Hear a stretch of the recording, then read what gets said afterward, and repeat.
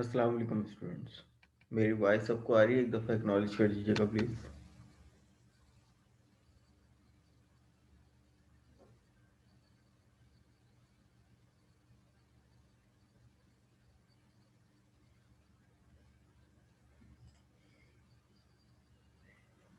Okay जनाब, thank you.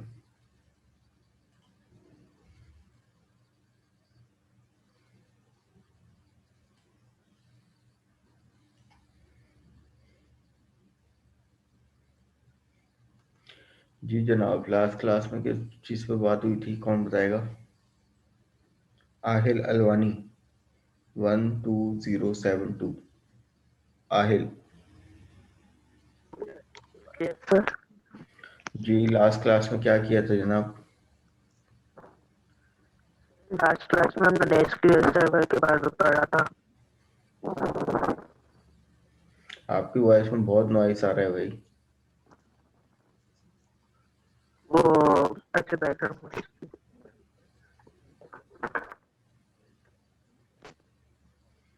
ये ना एसक्यूएल सर्वर के बारे में पढ़ा था। ठीक है, उसमें क्या क्या पढ़ा था? सर हमने पढ़ा था कि डेटाबेस को अपडेट डिलीट और अपडेट पॉइंटर आहिल इस आपकी तरह से करते हैं। आहिल आपकी वॉइस में बहुत नॉइस आ रहा है।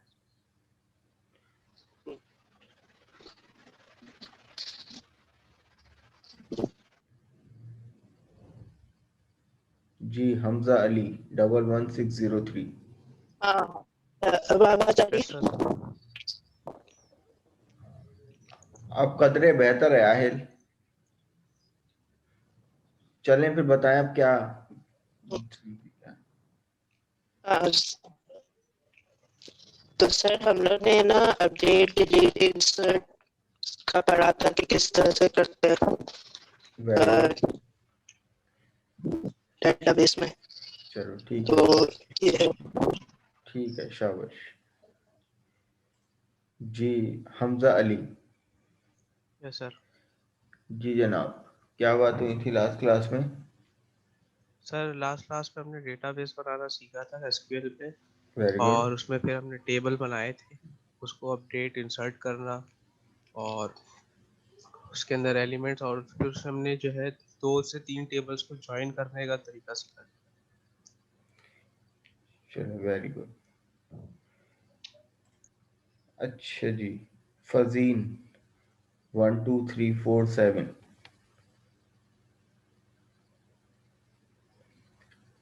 फजीन नसीर। Yes sir. जी जनाब, और क्या बात हुई थी लास्ट क्लास में? सर हमने उसमें टेबल्स बनाने सीखे थे उससे, और सारी क्वेरीज रन करके देखी थी कि हम किस तरह क्वेरीज चलें, यूज ये कर मुझे सकते हैं। बताएं, ये दो मेजर टर्म्स हम लोगों ने पढ़ी थी, डीएमएल और डीडीएल, फर्क क्या था दोनों में? सर जो डीडीएल था वो हम लोग क्रिएट और मतलब जो डेटाबेस होता है उसकी ऑल्टर, उसको क्रिएट करना, उसको उसके लिए यूज करते हैं। लेकिन तो जो फुल फॉर्म क्या है डीएमएल इसकी? था, डीडीएल की फुल फॉर्म क्या होती है? डेटा डेफिनेशन लैंग्वेज, और डीएमएल की? Data manipulation language. चलें शिजरा, ये मुझे बताएं कि डीएमएल में कौन कौन सी इंस्ट्रक्शंस आती हैं? सर डीएमएल पे हमारे पास क्रिएट, इंसर्ट, अपडेट और डिलीट। क्रिएट। इंसर्ट, अपडेट और डिलीट। डाटा को क्रिएट किया जाता है या क्रिएट, इंसर्ट किया जाता नहीं है? नहीं सर, क्रिएट क्रिएट डीडीएल में आता है। Very good. ठीक है, ये चीज़ क्लियर रखें आप लोग। प्रोजेक्ट में जो है वो वाइवा के तौर पर ये चीज़ें पूछी जाएंगी आप लोगों से। ठीक है जनाब, तो लास्ट क्लास में हम लोगों ने क्या बातें की थी कि भाई डिज़ाइनिंग डेटाबेस हमारे पास टॉपिक था। सही है, उसमें एसक्यूएल सर्वर के टूल को यूज़ करते हुए हमने डेटाबेस डिज़ाइन किया था। दो मेजर टर्म्स को लेते हुए चले थे, डीएमएल और डीडीएल। डीडीएल से डाटा की डेफिनेशन डिफाइन की जाती है, लाइक डेटाबेस टेबल्स, उनको क्रिएट किया जाता है, अगर मॉडिफिकेशन करनी है तो ऑल्टर किया जाता है, और अगर ख़त्म करना है तो ड्रॉप किया जाता है। लेकिन अगर हम स्पेसिफिक रिकॉर्ड की बात करें, सही है कि भाई आहिल का रिकॉर्ड, आहिल की आईडी, आहिल का नेम, आहिल का ईमेल एड्रेस, जो कुछ टेबल में आहिल का रिकॉर्ड की बात की जाएगी तो वहाँ पे डीएमएल चलेगा कि भाई आहिल के रिकॉर्ड को इंसर्ट किया जाएगा। अगर आहिल का नाम मिस्टेकनली गलत हो गया तो भाई उनके नाम को करेक्ट किया जाएगा, यानी अपडेट किया जाएगा। इसी तरीके से अगर वो कोई फॉर्म छोड़ के भाग चुके हैं तो वो उनका रिकॉर्ड डिलीट कर दिया जाएगा या किसी और के नाम से रिप्लेस कर दिया जाएगा। ठीक है जनाब, तो ये कुछ बातें डिस्कस हुई थी। आज का जो हमारे पास ऑब्जेक्टिव है क्लास, अब आप लोगों को विंडोज फॉर्म भी डिज़ाइन करने आते हैं, ठीक है, और डेटाबेस के अंदर उसकी डिज़ाइनिंग करनी आती है। अब इन दोनों को आज की लैब में हम अपने विजुअल स्टूडियो सी शार्प के प्रोजेक्ट से, विन फॉर्म के प्रोजेक्ट से कनेक्टिविटी प्रोवाइड करेंगे, और जो क्यूरीज हम लोगों ने लास्ट क्लास में पढ़ी थी, इंसर्ट, अपडेट, डिलीट, सही, उन सब की क्यूरीज को हम अपनी Windows form C sharp application में इम्प्लीमेंट करेंगे।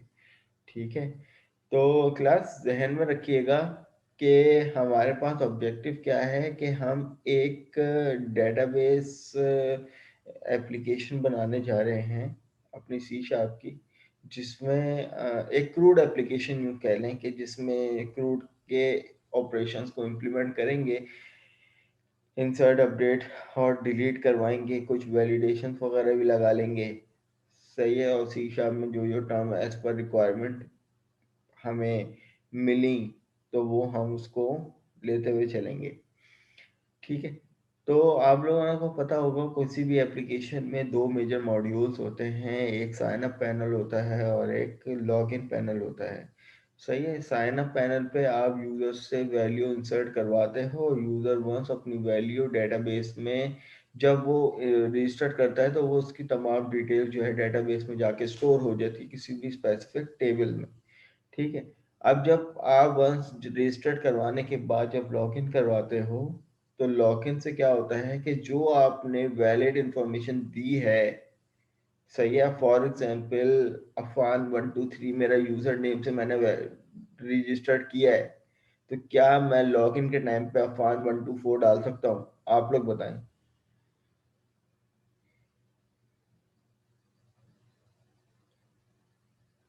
अगर मैंने रजिस्टर्ड अपने आप को अफान123 से रजिस्टर्ड किया है तो क्या मैं अफान124 से लॉगिन कर सकता हूँ? नो नहीं सर। सर। नहीं कर सकता क्योंकि इट्स अ रॉन्ग वैल्यू, सही है, इट्स अ इनवैलिड वैल्यू। तो भाई यहाँ पर जो है वो ये भी हो जाए कि भाई आपका डाटा जो है वो वैलिड नहीं है, मतलब वो डाटा जब आप डालते हो जो डेटाबेस में मौजूद होगा वही आपका वैलिड डाटा होगा। ठीक है, तो अपनी एप्लीकेशन को स्टार्ट करते हैं। अपनी एप्लीकेशन को स्टार्ट करने से पहले जो भी काम करते हैं हम अपने डेटाबेस को डिज़ाइन करते हैं, क्योंकि डेटाबेस हमारे पास क्या है कि जिसमें हम अपना डिजायर डाटा जो है वो क्रिएट करते हैं।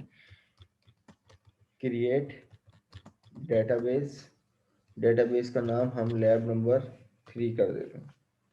ठीक है जी, ये मेरे पास मेरा डेटाबेस हो गया। वंस अब जो है वो मैं टेबल क्रिएट करने जा रहा हूँ, तो मैं चाहता हूँ कि भाई लैब नंबर 3 जो डेटाबेस क्रिएट हुआ है उसी में ही मेरा टेबल क्रिएट हो, तो मैं यहाँ से लैब नंबर 3 का डेटाबेस सेलेक्ट करूँगा। ठीक है, सेलेक्ट करने के बाद अब मैं क्रिएट करने जा रहा हूँ टेबल। अब क्लास मुझे एक बात बताएं, आप लोग सोचकर, आप लोगों को टेबल बनाने आ गए, मैं एक साइन अप का पैनल बनाना चाह रहा हूँ, साइन अप का टेबल बनाना चाह रहा हूँ, तो मैं जब भी साइन अप का पैनल लूंगा तो मुझे यूजर से इनपुट चाहिए होगा उसकी चलो आईडी नहीं तो लेकिन एटलीस्ट नेम तो चाहिए होगा। ठीक है, उसका ईमेल चाहिए होगा, ठीक है, उसका एड्रेस चाहिए होगा, और इसी तरीके से उसका पासवर्ड जो उसने साइन अप के तौर पर क्रिएट किया है ये चाहिए होगा। तो जो जो चीजें मुझे साइन अप के तौर पर चाहिए होंगी, ठीक है, क्या चीज, name, email, address, phone number और पासवर्ड, ये 4 क्रेडेंशियल हम लोगों ने ले लिए, ठीक है। Name, email, address, phone number और पासवर्ड। अब क्लास मुझे आप लोग जवाब देना कि जब मैं लॉगिन करवाऊंगा तो मैं 2 चीजों से लॉगिन करवाऊंगा, ईमेल और उसके पासवर्ड से। तो क्या मुझे लॉगिन के लिए अलग टेबल बनाना चाहिए? जी अलग टेबल बनाना चाहिए मुझे लॉगिन के लिए? नहीं सर, लॉगिन के नहीं, लिए टेबल अलग ही, टेबल नहीं, लॉगिन के फॉर्म लिए अलग फॉर्म बनेगा। अलग बनेगा। फॉर्म तो अलग बनेगा, मैं फॉर्म की बात नहीं कर रहा, मैं आपसे टेबल का सवाल कर रहा हूँ। नहीं नहीं सर, टेबल नहीं, एक ही टेबल में सब टेबल इन्फॉर्मेशन एक स्टोर हो होगा, जाएगी। सर बट लॉगिन के लिए अब डेटा रिट्रीव होगा ना। हाँ रिट्रीव होगा। पॉइंट इज दिस, अब लॉगिन के लिए रिट्रीव कहाँ से होगा? साइन अप के टेबल से सिर्फ ईमेल और पासवर्ड रिट्रीव होके चेक होगा। समझ में आई ये चीज? Yes sir. ठीक है, तो सर हमें जी सर सेलेक्ट भी तो कर सकते हैं कि लॉग उसके ना ईमेल एड्रेस और पासवर्ड फ्रॉम ये जो साइन अप का है उससे भी तो कर जी सकते हैं आई थिंक। यही बात हो रही है जो उन्होंने भाई ने रिट्रीव का वर्ड यूज किया ना। रिट्रीव का मतलब होता है सिलेक्ट करना, सही है, उठा ओके के ओके लेके ओके आना। ओके। तो हम यही बात कर रहे हैं कि हमें लॉगिन का अलग से टेबल बनाना नहीं चाहिए, हमें साइन अप का मेजर टेबल बनाना चाहिए। क्योंकि लॉगिन तो जाहिर सी बात है, जो वैल्यू हमने रजिस्टर्ड करवा दी उन्हीं से लॉगिन होगा ना। तो ईमेल और पासवर्ड हम रजिस्टर्ड करवा चुके हैं, तो हम क्यों ना साइन अप पैनल से ही लॉगिन के वक्त रिट्रीव करके चेक करें वैल्यू को। ठीक है, तो यहाँ पर क्रिएट टेबल साइन अप के नाम से हम एक टेबल बना लेते हैं, ठीक है। और उसमें अच्छा एक चीज क्लास में आप लोगों को बताऊं कि आज हमारे पास एक नया फीचर आएगा कि फॉर एग्जांपल मैं चाहता हूं कि भाई देखो, आप जब कीट में एडमिशन लेने आए थे, आप लोग जब कीट में एडमिशन लेने आए थे तो आईडी अपने साथ लेके आए थे? सवाल है मेरा। नहीं आपको ऑटोमेटिकली कीट ने खुद एक यूनिक आईडी खुद जनरेट करके दी है, आपको पता ही नहीं था कि मेरी आईडी क्या है। ऐसा ही है ना। इसी तरीके से मैं चाहता हूं कि भाई हर यूजर जब साइन अप करे अपने आप को तो उसको ऑटोमेटिकली एक यूनिक आईडी जनरेट हो जाए। तो ये हमें फीचर किस में मिलता है? हम उस कॉलम को आइडेंटिटी कॉलम बना देते हैं। आइडेंटिटी कॉलम का फीचर ये है कि वो अपने अंदर यूनिक वैल्यू ऑटोमेटिकली जनरेट करता है। यूनिक कैसे होगी? हम उसको प्राइमरी की कर देंगे और फिर साथ साथ आइडेंटिटी कर देंगे। अच्छा, इस चीज को समझना कि जब भी कोई वैल्यू ऑटोमेटिकली जनरेट हो तो 2 चीजें हमें रिक्वायर्ड होती हैं। एक चीज ये कि वो वैल्यू कहाँ से जनरेट हो, पहली वैल्यू क्या जनरेट हो, और पहली वैल्यू के बाद दूसरी वैल्यू क्या जनरेट हो। फॉर एग्जाम्पल हमने आइडेंटिटी बना दी, अब आइडेंटिटी को क्या पता कि भाई उसने पहली वैल्यू क्या जनरेट करनी है? पहला सवाल। इसको सॉल्व करने के लिए, फिक्स करने के लिए एक प्रॉपर्टी आती है, पहली प्रॉपर्टी हो गई, मैं भी नाम नहीं बता रहा, ठीक है। और दूसरी प्रॉपर्टी क्या है कि भाई अगर फॉर एग्जांपल 1 जनरेट हुआ, 1 के बाद इसको कैसे पता चलेगा कि भाई 2 जनरेट होना चाहिए या 3 जनरेट होना चाहिए? ठीक है, तो एक प्रॉपर्टी वो जो के वैल्यू ये बताए कि भाई वैल्यू स्टार्ट कहां से होगी, उसको कहते हैं आइडेंटिटी सीड। क्या कहते हैं? आइडेंटिटी सीड, बीज, जिसकी हम लोग उर्दू करते हैं। और वो वैल्यू कि भाई एक वैल्यू जनरेट होने के बाद किस ऑर्डर में दूसरी वैल्यू जनरेट हो, 1 के बाद 2 आए या 3 आए या 4 आए, क्या आए, तो इसको कहते हैं आइडेंटिटी इंक्रीमेंट। ठीक है, अगर फॉर एग्जांपल मैं यहाँ पर टेबल एक क्रिएट करने चाह रहा हूँ, पहले मैं वही प्रॉपर्टी आपको डिजाइन व्यू पे दिखा दूं ताकि आप लोगों को कंफ्यूजन ना हो। मैंने यहाँ पे फॉर एग्जांपल आईडी, इसकी टाइप क्या होगी? इंटीजर। इसको मैंने प्राइमरी कर दिया तो इसका मतलब ये नहीं है कि इसमें ऑटोमेटिकली वैल्यू जनरेट होगी, नहीं, इसका मतलब ये है कि इसमें तो नल वैल्यू भी नहीं आ सकती इस कॉलम में, और इसमें हर वैल्यू एक दूसरे से यूनिक होगी, लेकिन इस टाइम यहाँ पर यूनिक कब होगी, जब यूजर खुद इंटर करेगा। हमें तो ऑटोमेटिकली वैल्यू जनरेट करवानी है। तो क्लास एसक्यूएल सर्वर में किसी भी कॉलम को सेलेक्ट करते हैं ना, जैसे मैंने इस कॉलम को सेलेक्ट किया हुआ है, तो नीचे उस कॉलम की सारी प्रॉपर्टीज आ रही होती हैं। सही है। कहीं आइडेंटिटी स्पेसिफिकेशन नजर आ रहा है आप लोगों को लिखा हुआ, ये आ रहा, ठीक है। और ये बाय डिफॉल्ट क्या है, नो। लेकिन जैसी मैं आइडेंटिटी स्पेसिफिकेशन को यहाँ पर आइडेंटिटी स्पेसिफिकेशन को मैं यहाँ पर यस करूंगा, ठीक है, इस पे डबल क्लिक करूंगा, तो यहाँ पर इज आइडेंटिटी नजर आ रहा है सबको, इज आइडेंटिटी। अब क्या मतलब इज आइडेंटिटी का, क्या ये वाला कॉलम आइडेंटिटी है या नहीं, नहीं है। जब मैं इसको ड्रॉप डाउन से यस करूंगा, तो आप नीचे देखना दो प्रॉपर्टीज मेरे पास खुल के आ गई।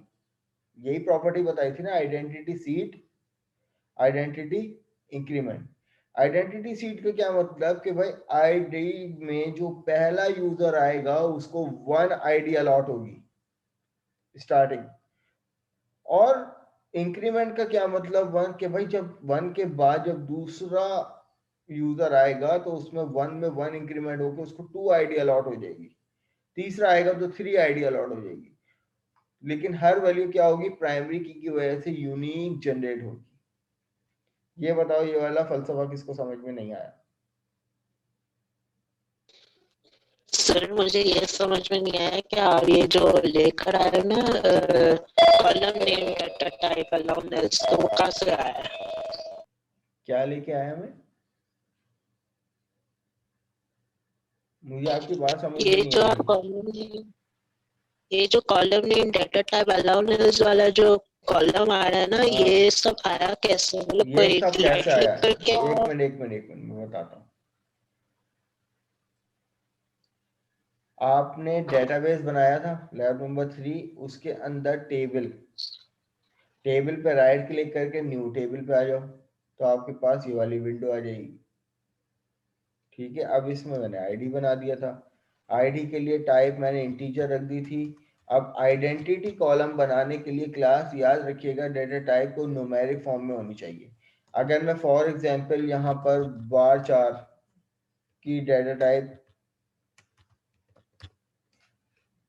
var4 की डेटा टाइप अगर लिखूं और इसको प्राइमरी की कर दूं, लेकिन क्योंकि टाइप इसकी क्या है, var4 है, टाइप इसकी क्या है, var4 है, तो इसमें मुझे आइडेंटिटी स्पेसिफिकेशन में इस आइडेंटिटी की प्रॉपर्टी डिसेबल मिलेगी। क्यों?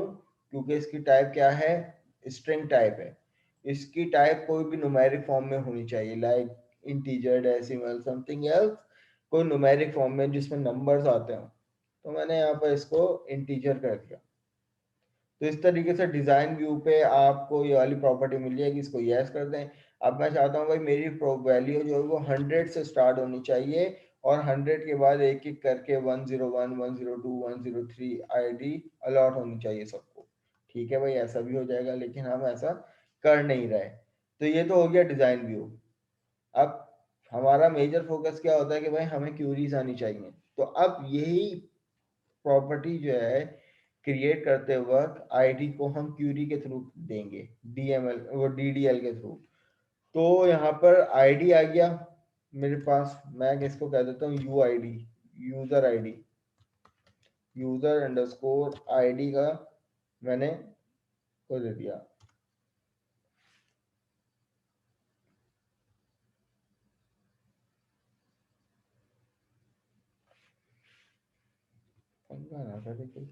चलो मैं इसको ये कर देता हूँ यूजर। ठीक है, यूजर आईडी, इसकी टाइप इंटीजर, हर वैल्यू एक दूसरे से यूनिक हो तो मैंने प्राइमरी कर दिया। उसके बाद मैं चाहता हूँ हर वैल्यू ऑटोमेटिकली यूनिक जनरेट हो तो आइडेंटिटी हो। इसके बाद आप ब्रैकेट लगाओगे, और ब्रैकेट लगाने के बाद 1,1 का क्या मतलब, कि इसका मतलब आइडेंटिटी इंक्रीमेंट और इसका मतलब है आइडेंटिटी सीट। ये दो प्रॉपर्टीज है। वही 1,1 वैल्यू सेट थी ना, हमने भी यहाँ पे 1,1 के लिए सेट कर दी। अब हम चाहते हैं कि भाई USR अंडरस्कोर नेम, यूजर का नाम आना चाहिए, उस इसकी टाइप होगी वेरिएबल कैरेक्टर 50 कैरेक्टर लॉन्ग, और इसको मैं नॉट नल कर देता हूँ कि भाई यूजर का कोई ना कोई नाम होना चाहिए। ठीक है भाई, USR_email। ठीक है, अब इसकी भी type variable character 50 character long. इसी तरीके से फोन, और ये मेरे पास आ गया, इसको कर देते हैं बिग इंटीजर नॉट नल। अब ईमेल तो लाजमी होनी चाहिए, तो इसको भी मैं नॉट नल कर दूंगा। अब आखिरी चीज हम यहाँ पर क्या लेते हैं, फोन नंबर के बाद पासवर्ड। यूजर अंडरस्कोर फोन, ये आ गया USR user underscore password. Password की टाइप भी वार ही ले लेते हैं, क्योंकि स्ट्रिंग फॉर्मेट में हो सकता है। तो ये मेरे पास एक अदद टेबल इनफ है, इतना ना बिगिनिंग लेवल पे मेरे पास ये वाला टेबल इनफ है। वंस डेटाबेस का मेक श्योर कर लीजिएगा, डेटाबेस हमारे पास लैब नंबर 3 है, और इसमें आकर हमने एक अदद ये वाला टेबल क्रिएट कर दिया। वंस जब टेबल क्रिएट किया, डेटाबेस को रिफ्रेश कर लीजिए, तो ये मेरे पास ये आ गया टेबल आपके सामने। ठीक है जी, अब डेटाबेस का फिलहाल ये वाला काम हमारे पास। एंड अब हम आते हैं अपने विजुअल स्टूडियो पे, न्यू प्रोजेक्ट करते हैं, और यहाँ पर C# टेम्पलेट को यूज करते हुए विंडोज फॉर्म एप्लीकेशन, और यहाँ पर इसका नाम लिख देते हैं lab3 अंडरस्कोर क्रूड एप्लीकेशन।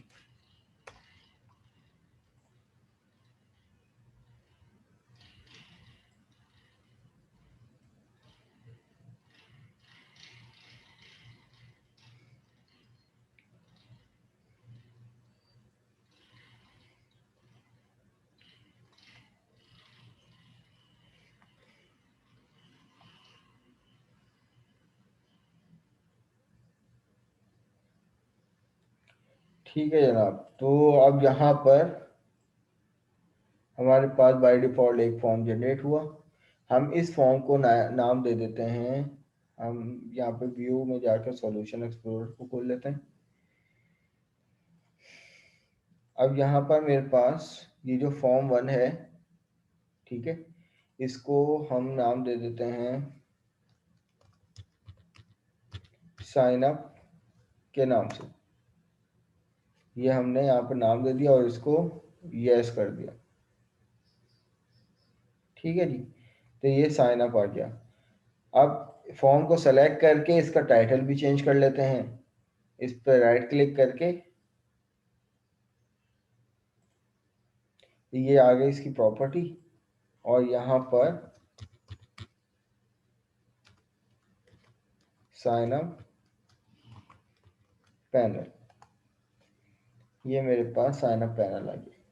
अब साइन अप पैनल में क्लास, अब आपको पता होना चाहिए कि अब अगर मैं यहाँ पर इस टेबल को देखते हुए ये साइन अप पैनल यहाँ पर डिजाइन करूँ, कैसे डिजाइन करूँगा भाई, मैंने यहाँ पर एक लेबल ले लिया, एक लेबल कॉपी कर लिया, दूसरा लेबल आ गया मेरे पास, तीसरा लेबल आ गया मेरे पास, किसका, नेम, ईमेल, फोन नंबर, और उसके बाद ये आ गया पासवर्ड। आईडी देना जरूरी है या नहीं, मेरा आपसे सवाल है। नो सर, नहीं नहीं सर, सर, क्योंकि सही, ऑटोमेटिक जनरेट हो गया ना, तो देने की हाँ जरूरत नहीं। ठीक है, बस ये बात आप लोगों को समझ में आ गई। गुड, तो यहाँ पर हमारे पास हम इसको नाम दे देते हैं यूजर नेम, और इधर हम यहाँ पर इसको नाम दे देते हैं, यहाँ पर इसको नाम दे देते हैं ईमेल, एड्रेस। इसी तरीके से यहाँ पर इसको नाम दे देते हैं कि नंबर। और चौथी चीज यहाँ पर नाम दे देते हैं हम पासवर्ड। ठीक है जनाब। अब क्लास पासवर्ड इन सबको जाहिर सी बात है यूजर इनपुट चाहिए इन सब से हमें, तो पहले इसका लेबल चेंज कर लेते हैं।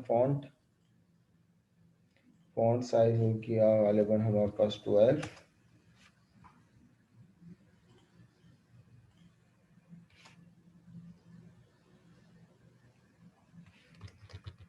टाइम्स नहीं हुआ है।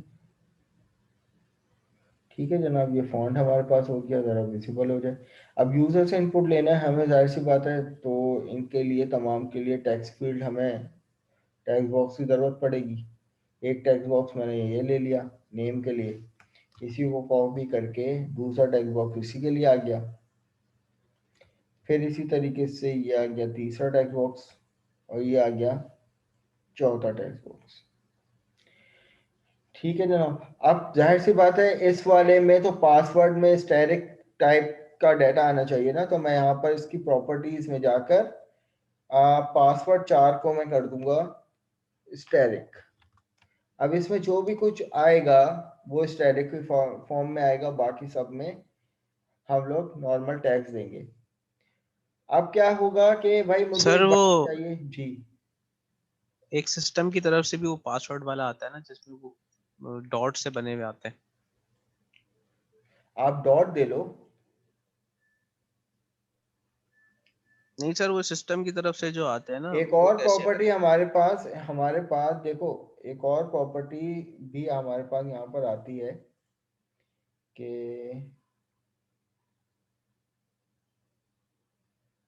ये use system dot password character, आप इसको ट्रू कर दो फिर।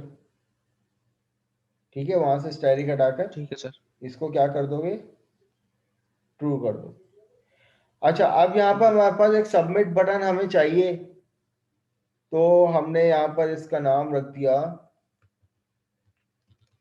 सबमिट। अब इसका फॉन्ट भी सही कर लेते हैं, तो ये इसका फॉन्ट भी हमारे पास। इसी तरीके से इस बटन को कॉपी करके यहाँ पर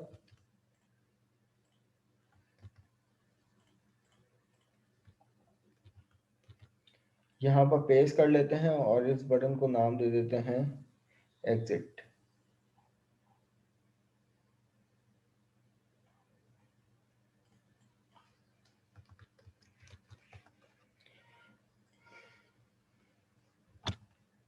ठीक है, और कुछ रहता है इसमें? फिलहाल नहीं रहता। बिगनिंग लेवल पे हमारे पास ये साइन अप पैनल बन गया, या आप चाहो तो एक लेवल उठाकर इसको आप हेडिंग दे सकते हो, और इसको हमने हेडिंग दे दी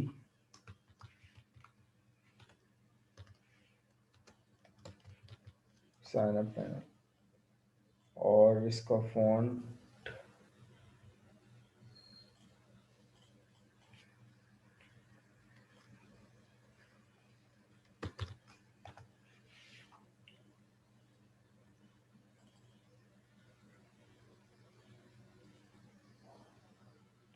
ठीक है, ये हमने साइन अप पैनल की हेडिंग दे दी। तो ये हमारे पास पहला फॉर्म डिजाइन हो गया।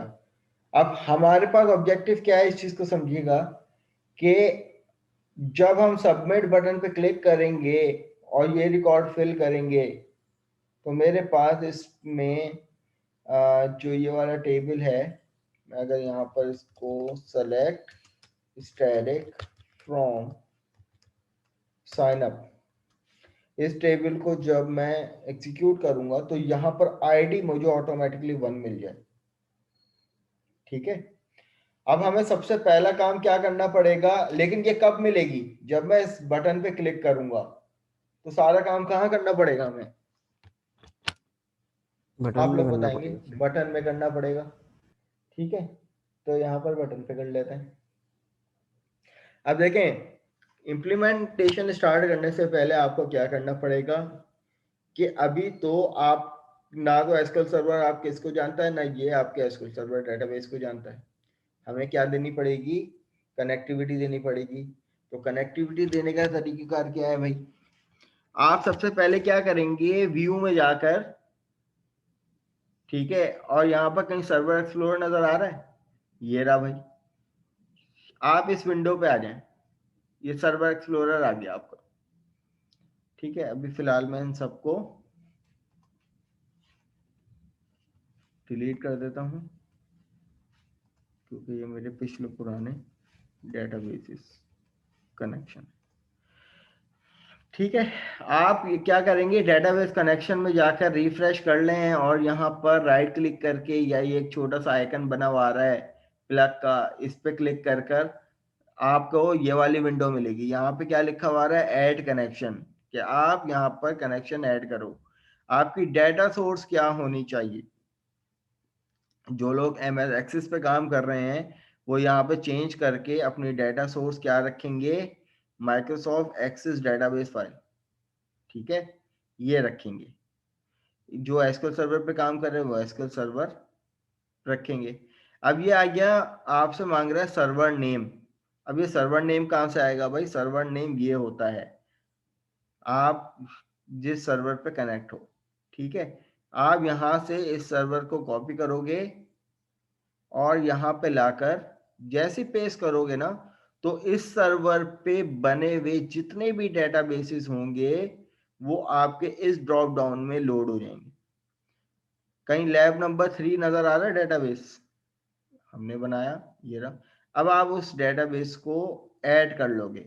क्या चीजें मांग रहा है आपसे, आपसे सबसे पहले इसने डेटा सोर्स मांगी है, भाई कौन सा डेटाबेस तो सर्विस यूज कर रहे हो, भाई हम एसक्यूएल सर्वर यूज कर रहे हैं। ठीक है, एसक्यूएल सर्वर पे बना हुआ कौन सा सर्वर नेम है भाई, सर्वर नेम ये है। अगर विंडोज ऑथेंटिकेशन नहीं है, एसक्यूएल सर्वर ऑथेंटिकेशन है, तो आपको यहाँ पे आईडी पासवर्ड, लॉगिन पासवर्ड डालना पड़ेगा।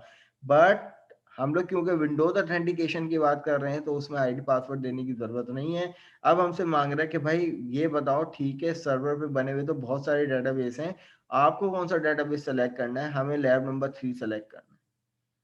या दूसरा ऑप्शन ये है कि आपके डेटाबेस की जो MDF फाइल जो भी होगी ना, ठीक है, वो आप यहाँ पर ऐड करवा दोगे। इट्स अप टू यू, दो तरीके हैं।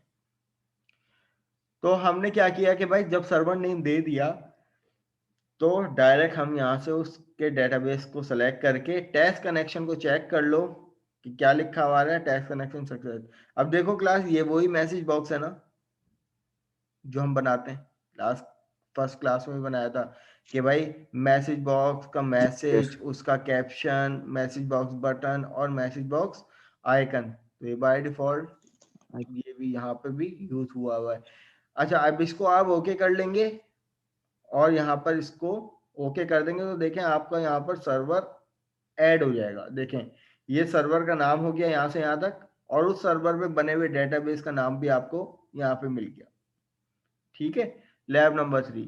अब आपने यहाँ पे ये कनेक्टिविटी नहीं दी, आपने अपने इस प्रोजेक्ट में अपने इस सर्वर को ऐड किया है, जिस सर्वर पे आप अपना डेटाबेस बना रहे हो। ठीक है, आपने इस सर्वर को ऐड किया है। अभी भी स्टिल कोई हमारे पास वो कनेक्टिविटी नहीं है। अब हमें क्या करना है कि क्या करना है, अब इस बटन के पीछे चले जाओ। ये आ गया आपका बटन इवेंट, कि जब आप इस बटन पे क्लिक करोगे तो डाटा इंसर्ट हो जाए। लेकिन वो कैसे इंसर्ट हो, कनेक्टिविटी तो हो ही नहीं है। कनेक्टिविटी के लिए आपने पहला काम क्या करना है, सर्वर अपलोड कर दिया हमने। सर्वर अपलोड करने के बाद अब जब आप कोडिंग पे आएंगे तो आपने सबसे पहले एक नेम स्पेस कॉल करवानी है। उस नेम स्पेस का क्या नाम होता है, using system dot data dot SQL client. ठीक है, ये नेम स्पेस कॉल नहीं करवाओगे तो आपको डेटाबेस कनेक्शन के लिए और डेटाबेस की पूरी इंप्लीमेंटेशन के लिए जो प्री डिफाइंड क्लासेस हैं, ठीक है, तो वो आपको नहीं मिलेंगी विदाउट दिस नेम स्पेस। अच्छा जी, अदनान क्या कह रहे हैं कि sir can you show the connecting one more time, दोबारा बता देते हैं भाई।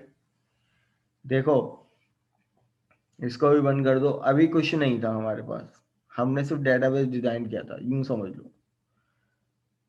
और यहाँ से सर्वर एक्सप्लोरर में जाके मैं दोबारा से इसको डिलीट कर देता हूँ। अभी हमारे पास, तो आपने क्या करना है, सबसे पहले व्यू में जाकर, जैसे सॉल्यूशन एक्सप्लोरर होता है ना, वैसे ही यहाँ पर सर्वर एक्सप्लोरर होता है। सर्वर एक्सप्लोरर में जाकर आपने क्या करना है कि राइट क्लिक करना है इधर, पहले रिफ्रेश कर दो, राइट क्लिक करके लिखा हुआ है कि ऐड कनेक्शन। ठीक है, ऐड कनेक्शन के बाद आपने अगर MS एक्सेस यूज कर रहे हो तो यहाँ पे MS एक्सेस सेलेक्ट कर लो, क्योंकि हम लोग एसक्यूएल सर्वर यूज कर रहे हैं तो मैं एसक्यूएल सर्वर यूज करूंगा। मैं ओके करूंगा, देन उसके बाद यहाँ पर सर्वर का नाम दूंगा। सर्वर का नाम मैंने कॉपी किया हुआ था, यहाँ से जाके मैंने सर्वर का नाम कॉपी किया हुआ था, तो मैंने यहाँ पे पेस्ट कर दिया। जैसे मैं पेस्ट करूंगा, विंडो ऑथेंटिकेशन को लेते हुए उसने इस सर्वर पे बने जो भी डेटाबेसेस थे उन सबको लोड कर दिया। अब इसमें से आप अपनी पसंद का, बल्कि पसंद किया जो आपने डेटाबेस बनाया है, आप उसको सेलेक्ट कर लो। हमने लैब नंबर 3 का डेटाबेस बनाया है, हमने उसको सेलेक्ट कर लिया, टेस्ट कनेक्शन सक्सीड हो गया, देन ओके कर दिया। फिर हम आ गए इस बटन के पीछे कोड पे। कोड में आने के बाद हमने सबसे पहला काम क्या किया, ये वाली नेम स्पेस कॉल करवाई, using system dot data dot SQL client. अच्छा क्लास, हमारी मीटिंग जो है वो लेस देन 3 मिनट्स रह गई है, या लेस देन 2 मिनट रह गई है। तो ये है कि आप लोग जल्दी से दोबारा से मीटिंग एंड होने के बाद दोबारा से ज्वाइन कर लेना, यहीं से कंटिन्यू करेंगे फिर। ठीक है, यहाँ तक के बताओ कि इसको क्लियर नहीं है तो वो, वरना फिर एक्नॉलेज करें, फिर हम लोग न्यू मीटिंग कनेक्ट करें। क्लियर है भाई जी? गर्ल्स क्लियर है?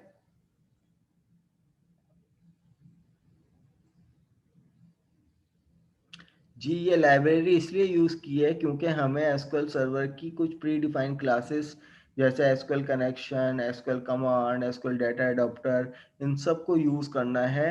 तो विदाउट दिस नेम स्पेस हम उस क्लासेस को छू भी नहीं सकते।